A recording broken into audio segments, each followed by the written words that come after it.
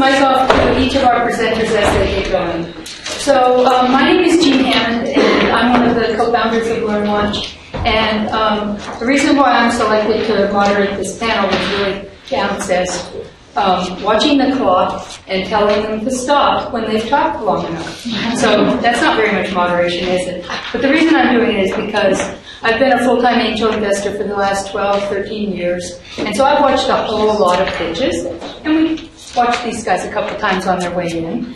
And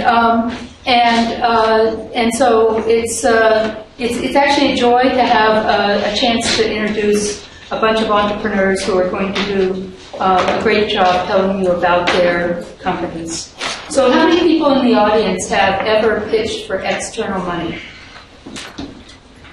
Whoa! I think we found all the entrepreneurs and brought them into this room.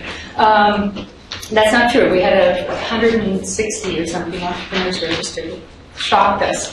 So we're really excited about what's going on in learning and education technology here in Greater Boston, and we think that this is going to be the start of a conversation that goes on for quite a while.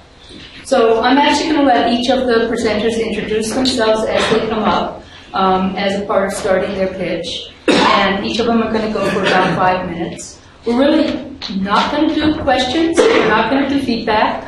But I'm sure at some point here at the very end we'll have a few minutes to think about things. We're supposed to be back downstairs a little after 4:50 or so. So we really won't have very much extra time.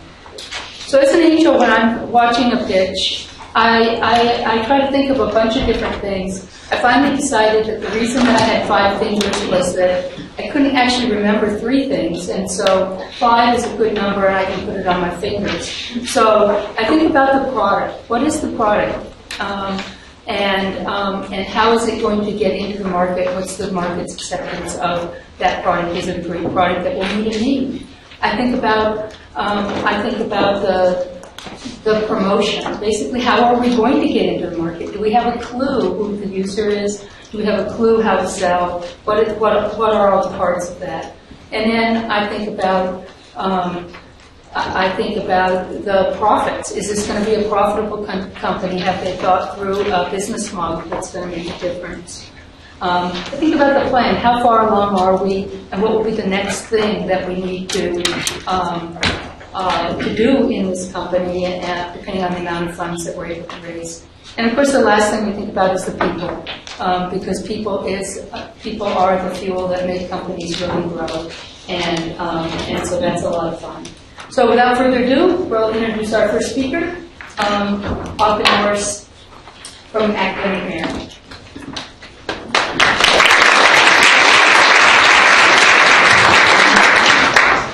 Put on your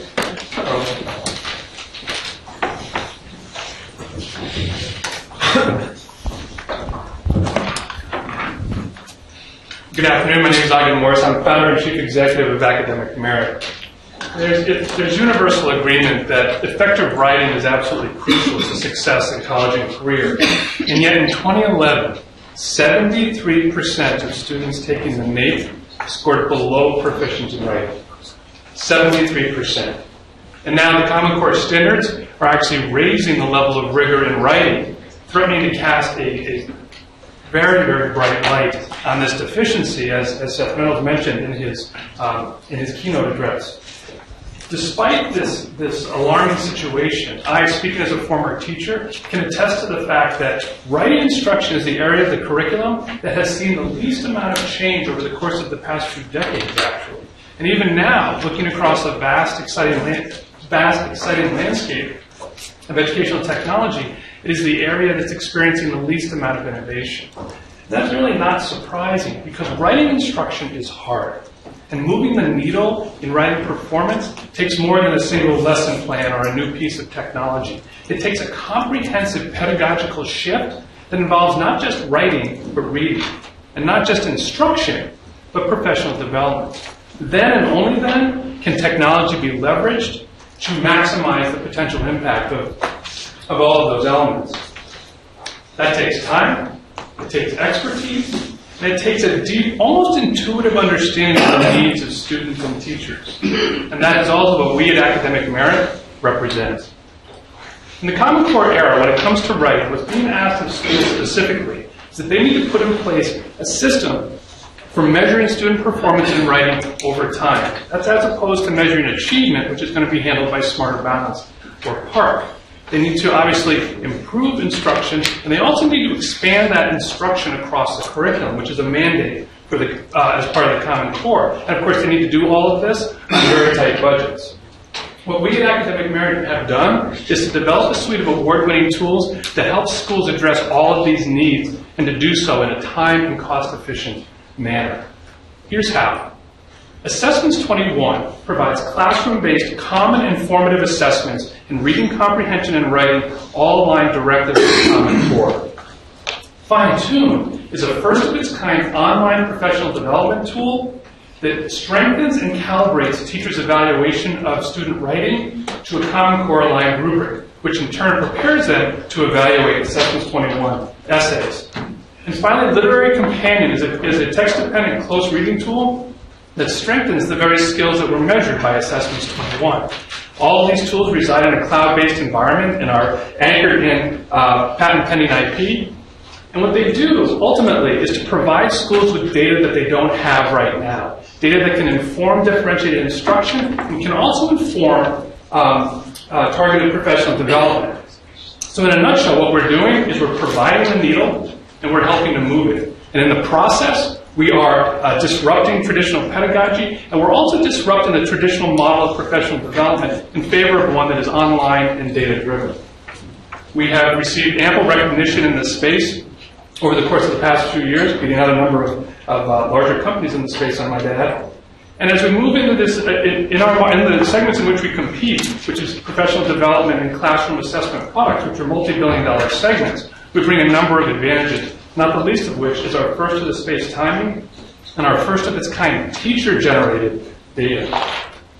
Our tools are sold on an annual subscription per user basis. And in 2013, as schools are ramping up their adoption of the Common Core, what we saw and found is validation of our value proposition. In particular, with our early adopters, what we think is going to be the model for us that's really going to resonate with schools, which is our integrated model of professional development and assessment. We have 4,000 paid users, students and teachers, 70 teachers, 4,000 students, 70 teachers who are currently using and loving our products right now. And now, to scale our sales outreach, we are talking to a number of professional development firms that see a natural complement between the data that we provide and the services that they provide. From here, we have plans in place to scale our products through crowdsourcing and also to expand our offerings down into the lower grades and across the curriculum. To date, we've raised just over $1 million. We have an open round right now with about half of it committed. We're going to use those funds to finance our sales and growth strategies going forward. I'll just close by saying that Seth Reynolds mentioned in his keynote the fact that there are 4 qualities, 4 traits that companies that are going to be most successful in this space have. Take a close look at Academic Merit, and I think you'll see all 4. Thank you very much.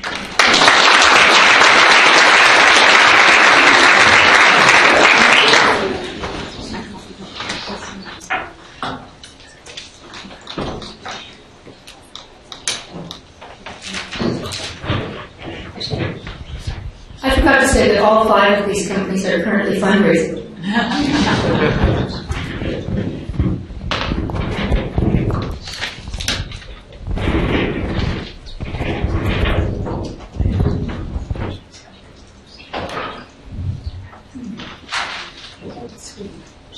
On the right hand side, bottom right, bottom right.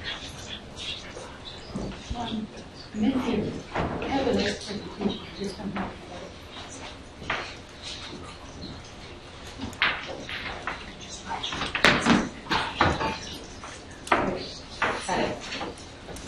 Thank you. Go ahead and introduce yourself. Hello everyone, my name is Sarabjot Kaur and I am one of the co-founders of Academic Room.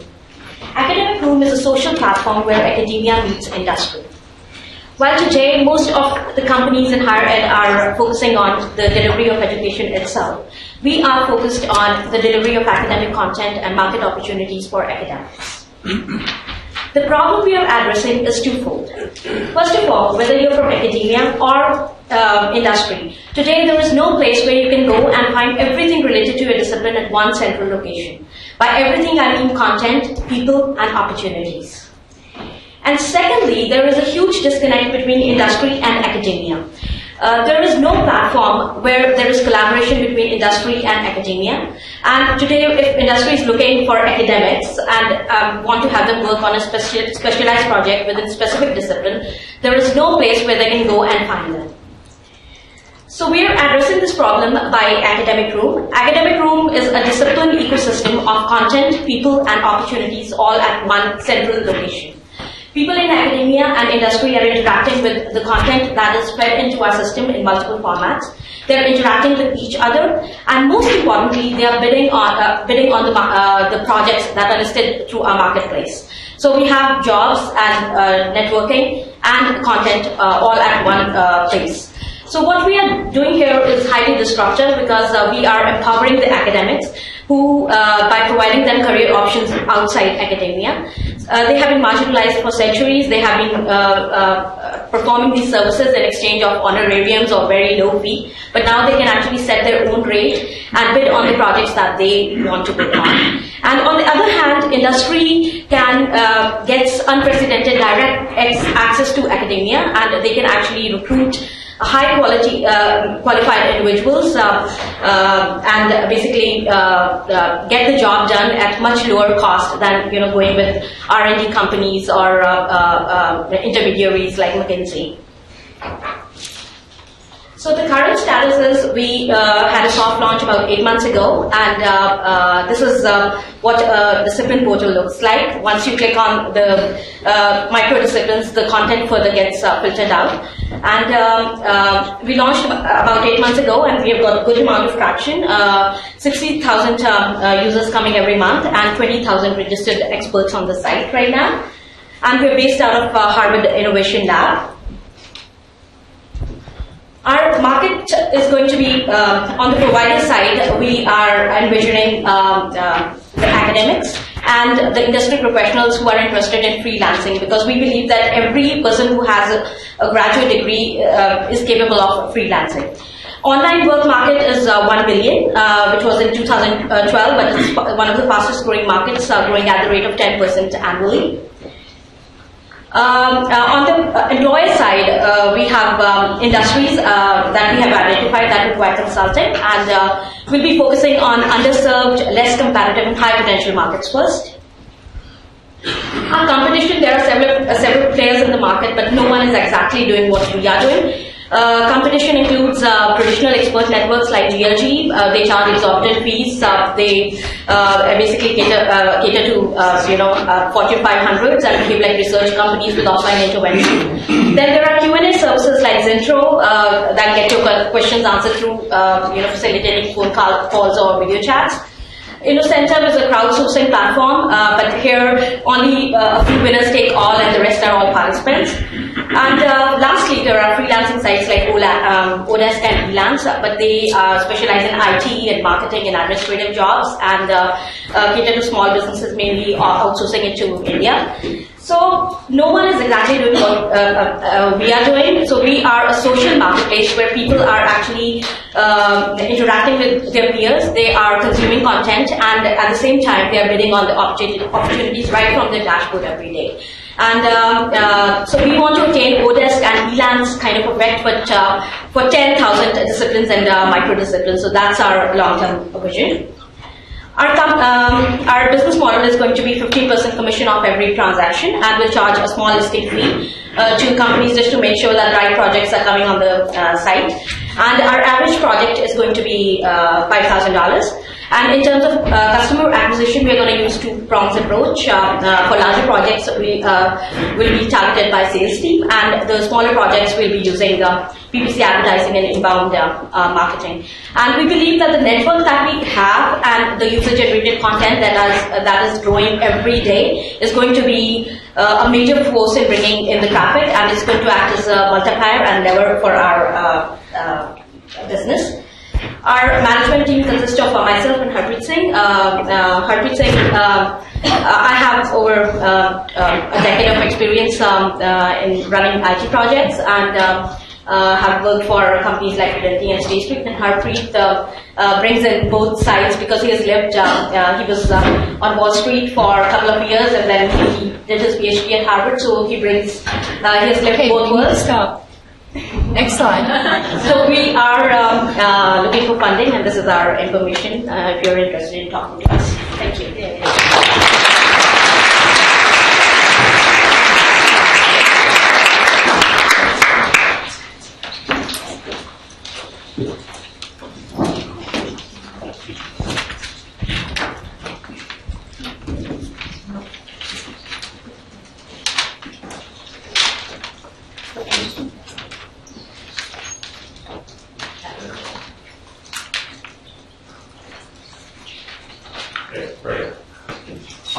I'm the founder of TeachPoint. We provide a mobile teacher evaluation solution for our K through 12 schools. We're at a really interesting time in education because there's two things that are happening. One is there's a big culture shift. States and the federal government are looking at ways to make schools more effective through changing their processes, but at the same time, technology is now being rapidly taken up by schools. They're very willing to look at SaaS solutions. They're bringing tablets into schools. So both of these things together make it, we believe, sort of the first wave of new technology in education.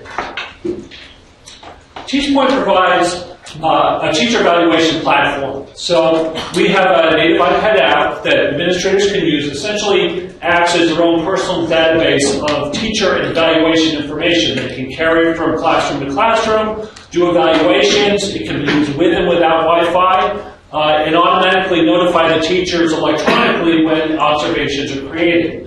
We have a web portal for teachers to log into, and they can read their evaluations, do self-evaluations, or in fact respond directly back to the administrators. So essentially it's a collaborative platform to implement a teacher evaluation system.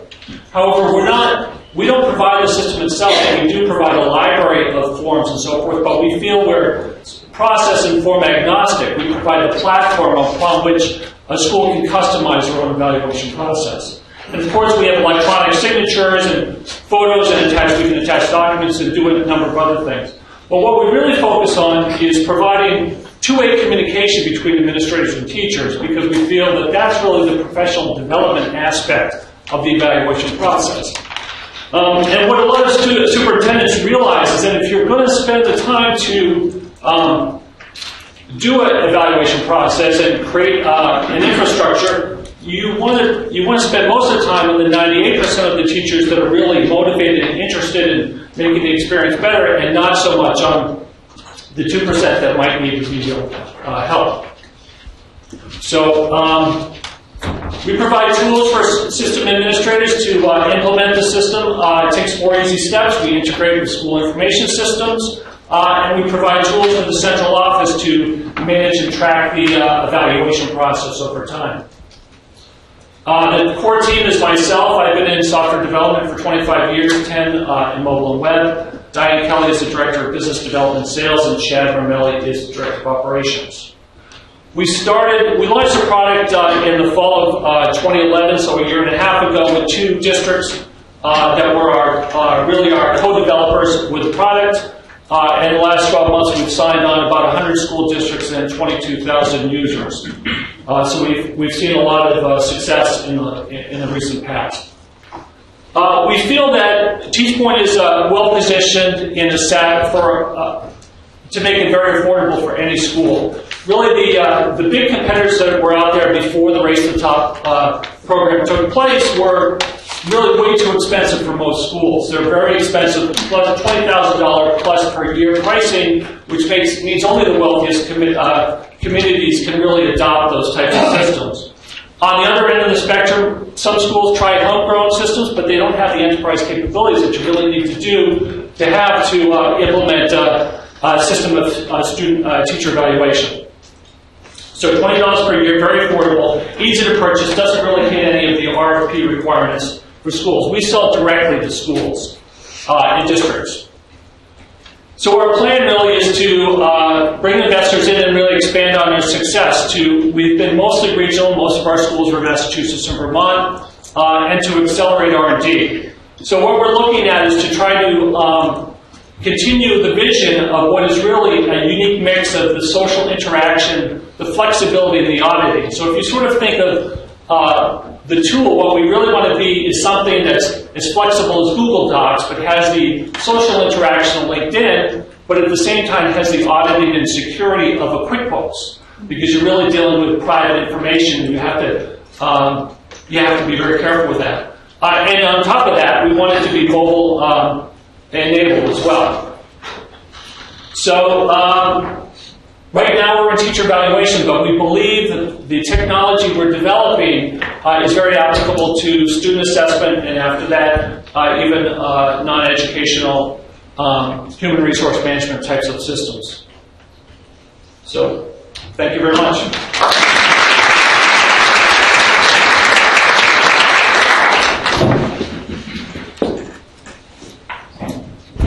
Okay, our next presenter is from Quadrangle, so Nick will tell you about himself, and we will get set up in just a second. Thank you. Do you need this to be mic'd to record? Okay. Hi. So I'm going to start this off by asking you a couple questions that I think will be illustrative of where it is that we're going and what it is that we're solving. How many people in the room, raise your hands, who went to college? All right. A lot. Raise your hands again if you own a mobile device of some kind, a smartphone. Pretty much the exact same number. How many of you donated to your respective institutions last year? It's better than most rooms, but then it gets cut in half. Here's the issue. It's an interesting format. So there are roughly 4,000 universities in the United States with 90 million alumni, and only 12% of them donate to their respective institutions on an annual basis. A computer ate this, by the way. And here's the issue. Schools are struggling to meet their budgets. And one of the reasons, even though 90% of those who have graduated from universities in the United States are charitable on a given basis, right, annually, what they're not doing is giving to their schools. And what we find when we talk to alumni is that there's a breakdown in communications. It feels very much like a one-way street. And we seek to solve that issue by offering a mobile platform to alumni that re-engages them on their terms, gives them a value proposition for being involved with their universities, and providing a very robust back-end SaaS solution to the universities that we work with. And here are a couple of quick features that I want to talk you through. On the alumni side, a very important component for us is about curated content. What was your major? What information comes in from LinkedIn about your career, about your profile, who you are, what you do? What is it that you're reading when you're using our platform? This information brings back the content that's of the most interest to you as an alum. Now, where the wonderful throughput is on that is two ways. One, content's compelling. It makes my school and my major look great. I'll share it to LinkedIn and brag. I might share the fact that my University of Arizona Wildcats kicked the tails end of Arizona State the other day on Facebook and brag. But what I'm also interested in doing is where there's a giving campaign connected to the content that I'm reading, we're creating that natural connection between content and giving. And this is something that when we talk to universities, they get very, very excited about. The second big component that keeps them coming back every day is pay it forward. This is the third dimension that LinkedIn doesn't have. We're platform agnostic. We bring in LinkedIn API data, branch out from Facebook, so on and so forth, and we use that data to empower alumni to help each other in a frictionless capacity. I'd love to show you this through a demo later. And finally, on the back end, it's all about donations coming back to schools. It's all about increasing the level of engagement, right? And it's about giving them insights that they don't have. Wouldn't it be wonderful for a university to know that you just got promoted from director to VP, and here are the last 10 stories that you just shared that really resonate for you and what they have in common? Now we can make a phone call that matters. Our market is fairly substantial. All in all, it's about $2.5 billion on an annual basis here in the United States. Our first target are small private institutions, graduate schools like an HBS or a Sloan. They work very quickly, they're incredibly entrepreneurial, and they have the budget and the demand. The nice thing is that the budgets range, and they're always very, very large. University of Michigan, $40 million, but even at the very, very smallest of schools with a couple hundred undergrads, still spending about $200,000 in communications. The mean return per advancement dollar in the United States, $3.33. This is our metric that we are seeking to beat. We want to bring back more than $3.33 per dollar that universities spend with us.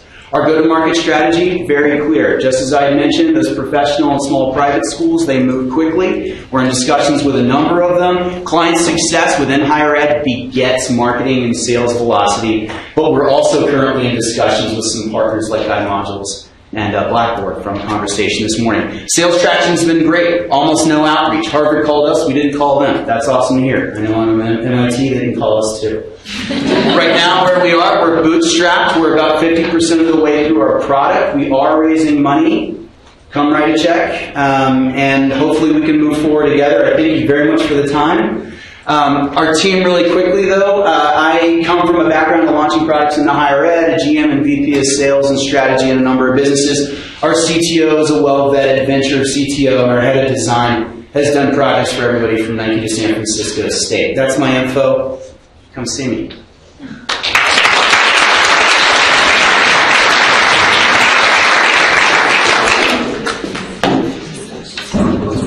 Thanks. We have one more presenter, and then we'll take a chance to go downstairs and see a few more things. How are we doing? Are they interesting companies? Yeah. Yes.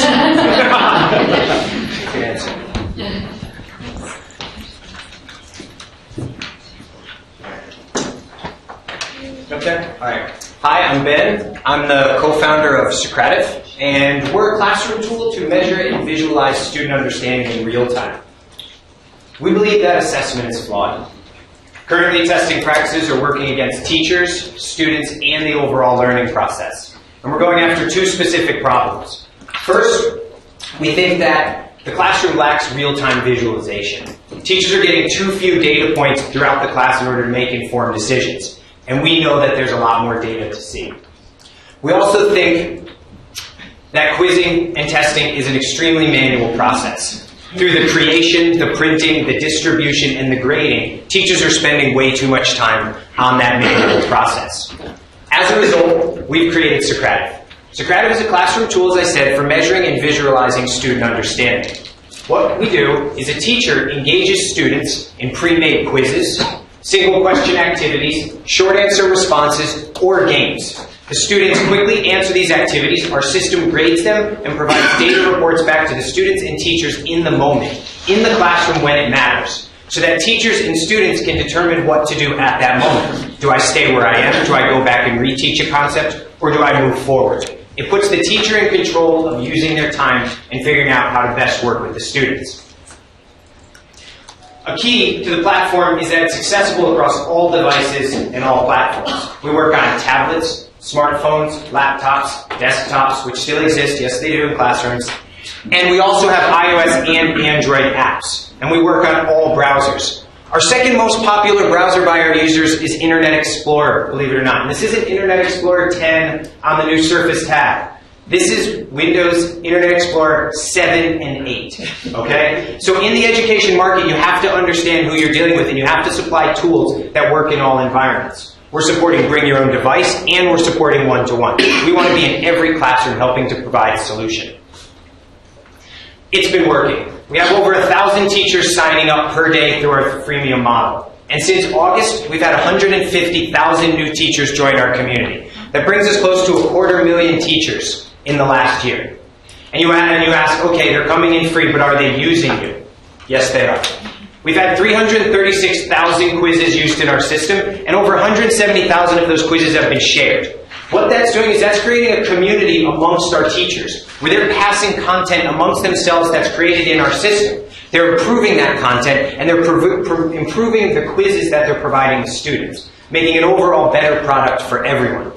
We've had 62 million questions answered in our system in 2012. That's 62 million opportunities to measure and visualize student understanding. That's a lot of opportunity to make decisions about how you want to teach and how you're learning.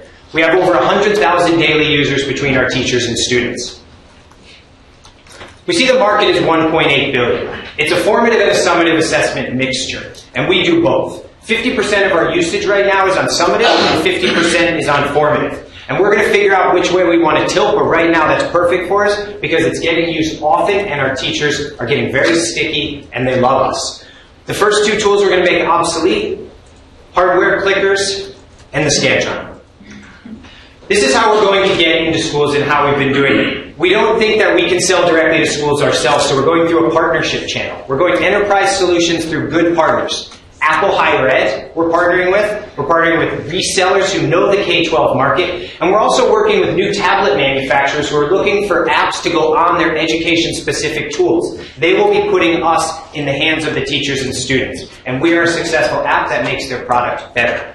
We're also going direct to teachers. We're an inaugural app in the Edmodo App Store. We have partnerships with 2 LMSs to sell directly to teachers. This morning we just got asked to join the Nook so we can be on that sales channel as well. And we also are breaking out our own sales channel in 2013. Who's doing all this stuff? Well, I'm the guy on the top. That's me. I'm a former teacher and technology project manager. And the guy below that, that's Michael. And he does everything tech for our team. He was an aerospace engineer master's student, graduate too. And he also has been in test prep. We're a small team, but we're highly efficient and we get a lot done. In summary, we're the future of measuring understanding. We've been bringing in 25,000 teachers a month, new teachers. We have outstanding sales partnerships to get into these channels in districts and teachers specifically, nationally and internationally, P through 20. So that's elementary, middle school, high school, college, and beyond. And we have close to 100,000 sales in 2012 to prove out our model. We're raising a seed round, which I assume you knew, and we're going to maintain our growth and we're digging deeper into usage. We want to take those users that are using us and we want to have them use us more often. We're going to do that through adding talented engineers in marketing and sales. We're going to add tagging and sharing so that our content becomes even more valuable to our users. And we're also going to expand our sales and partnership channels. This is my contact information. I'm Ben. You can find us at Socrative.com or email me at ben@Socrative.com.